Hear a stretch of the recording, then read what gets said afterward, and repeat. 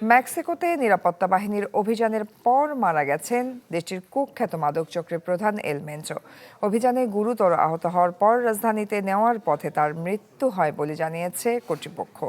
এল মেনচোর মৃত্যুর পরে দেশ জুড়ে সহিংসতা ছড়িয়ে পড়ে। বিভিন্ন রাজ্যে অগ্নিসংযোগ, সড়ক অবরোধ ও হামলার ঘটনা ঘটছে। এতে স্থবির হয়ে পড়ে গুরুত্বপূর্ণ শহরগুলো। আটকা পড়েন পর্যটকরাও।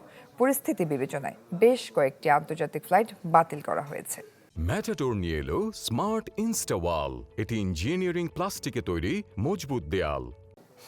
মেক্সিকোর মাদক সাম্রাজ্যের অন্যতম ভয়ঙ্কর নাম নেমেসিও ওসেগুয়েরা সার্ভান্তেস, যিনি এল মেনচো নামেও পরিচিত।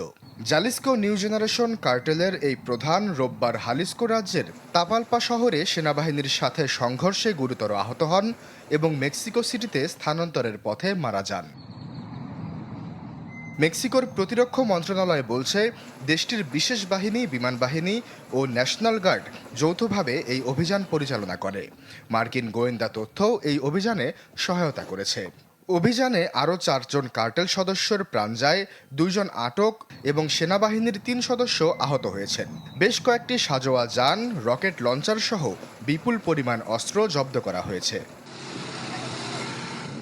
এল মেনচোর মৃত্যুর প্রতিক্রিয়ায় সিজেএনজি কার্টেল 8টি রাজ্যে সহিংসতা শুরু করে। গাড়িতে আগুন দেয়া, সড়ক অবরোধ এবং নিরাপত্তা বাহিনীতে হামলার ঘটনা ঘটেছে। আসন্ন ফিফা বিশ্বকাপের আয়োজক শহর গুয়াদালাহারা কার্যত অচল হয়ে পড়ে।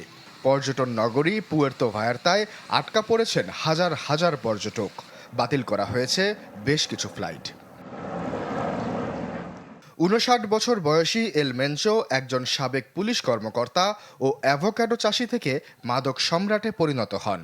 1994 সালে যুক্তরাষ্ট্রে হেরোইন পাচারের দায়ে দণ্ডিত হয়ে মেক্সিকোতে ফেরত পাঠানোর পর 2007 সালে সিজেএনজি প্রতিষ্ঠা করেন, যা কোকেইন, হেরোইন, মেথামফেটামিন ও ফেন্টানিল পাচারে বিশ্বের অন্যতম শক্তিশালী সংগঠন হিসেবে পরিচিত।